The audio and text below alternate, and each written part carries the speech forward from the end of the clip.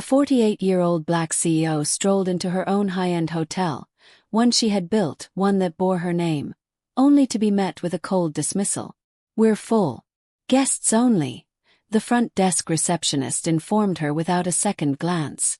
Vanessa Claiborne didn't argue. She didn't raise her voice. She didn't demand special treatment. Instead, she pulled out her phone, made a single call, and within moments, the entire atmosphere shifted. She wasn't looking for luxury, not tonight. No special treatment, no elaborate welcome, no red carpet rolled out in her honor. Just a key, quiet room, a warm bed, a place to reset her mind before an important board meeting she hadn't even planned to attend in person. But from the moment she pushed through the sleek revolving glass doors of the Oakmark Grand Hotel in Des Moines, Iowa, nothing unfolded as it should have. Vanessa carried herself with a presence that didn't demand attention, but still, it was impossible to ignore. She was the kind of woman who didn't need to prove her worth. It was evident in the way she moved, the way she held herself. Her shoes were soft-soled loafers, absorbing her steps in silence.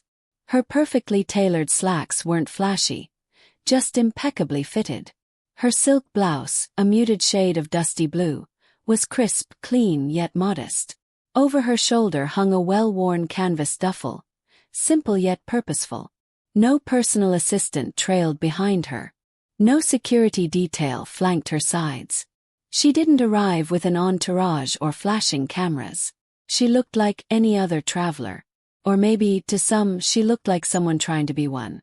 Behind the sleek marble reception desk, a young employee chewed absently on the end of her pen, her acrylic nails tapping against the keyboard. She glanced up, her smile polite but routine, automated, detached.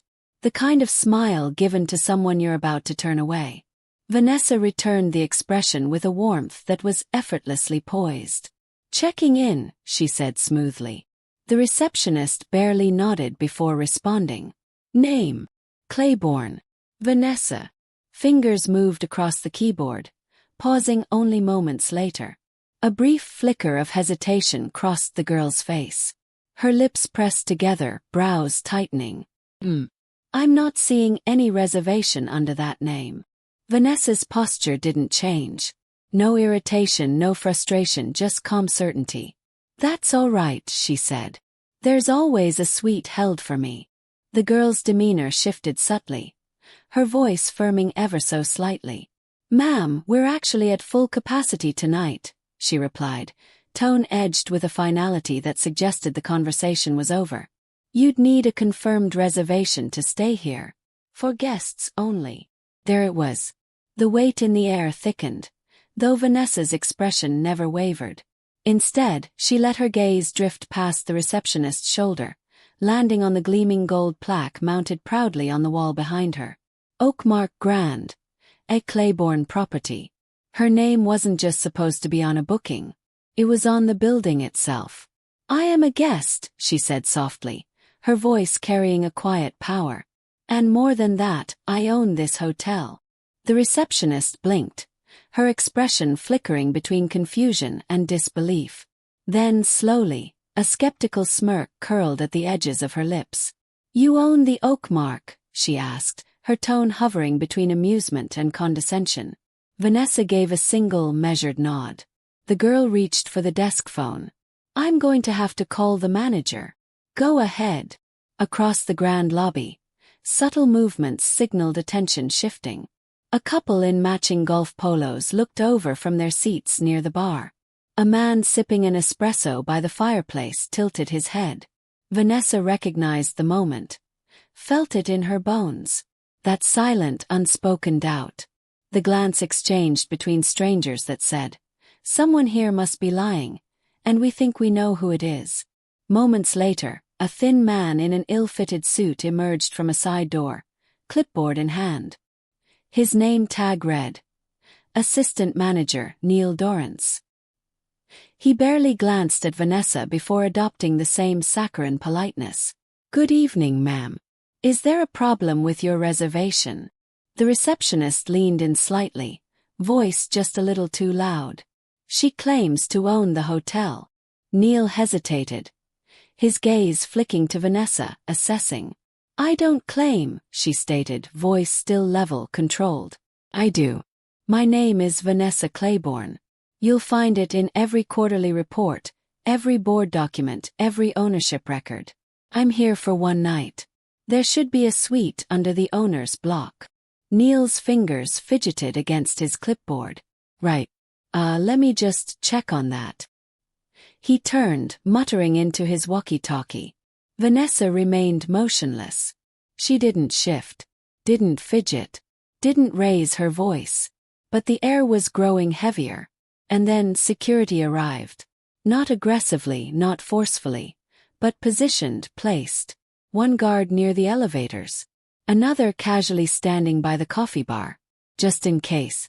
Vanessa didn't react, but she felt it. That familiar, smoldering frustration deep in her chest. Not just because they didn't recognize her, but because they assumed she didn't belong. She could have pulled out an ID. She could have shown emails, ownership papers, photos of the ribbon-cutting ceremony 6 years ago. But instead, she simply reached into her bag, pulled out her phone, and made a single call. It lasted 26 seconds. She didn't have to explain. Didn't have to plead. She simply stated her location, her name, and 6 words. "I've been denied access to my property." Then she waited. Minutes ticked by. Across the room, the receptionist subtly checked her phone beneath the desk, probably Googling her name, likely expecting nothing. It would have been almost amusing if it weren't so painfully familiar.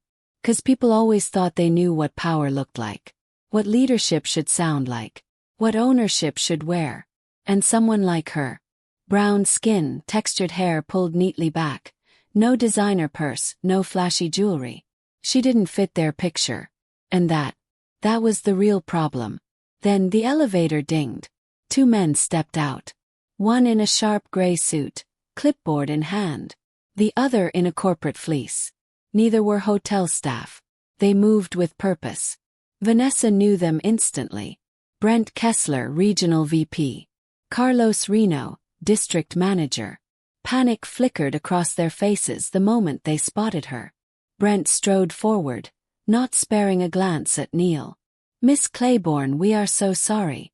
I just got the call." Carlos followed, nodding frantically. "We're taking care of this immediately."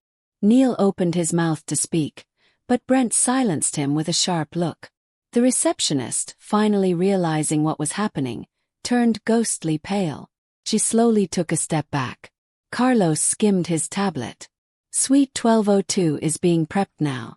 Your driver will be ready at your convenience in the morning. Your usual fruit tray and espresso will be waiting." But Vanessa wasn't quite done yet. She wasn't just going to take her key, walk away, and let the moment fade. No, she wanted to see it. To witness the shift. How would they respond now? Now that they knew exactly who she was. Would their voices soften? Would their postures change? Would their eyes finally meet hers with something other than dismissal? Because being disrespected when people don't know your name, that's one thing. But when they do know and still choose to act the same way, that's something else entirely.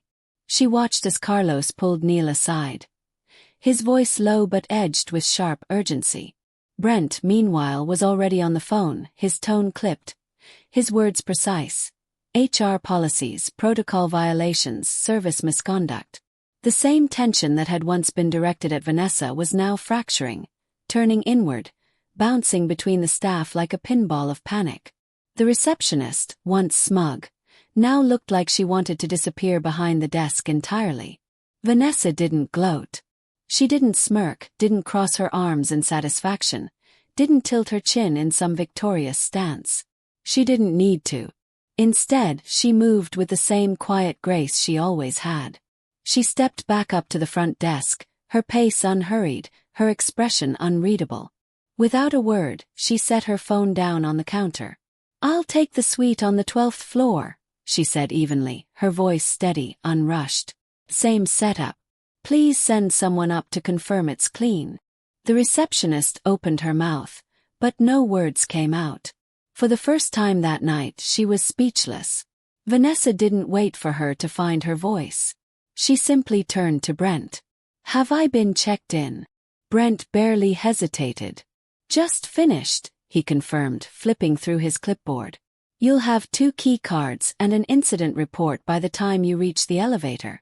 Vanessa gave a small nod. Good. And the rest? Brent straightened. A site-wide notification has already been issued. Corporate's audit team has been alerted. All current staff will be required to undergo recertification on guest protocol. And disciplinary actions. He glanced briefly at Neil and the receptionist before finishing. Will begin tonight.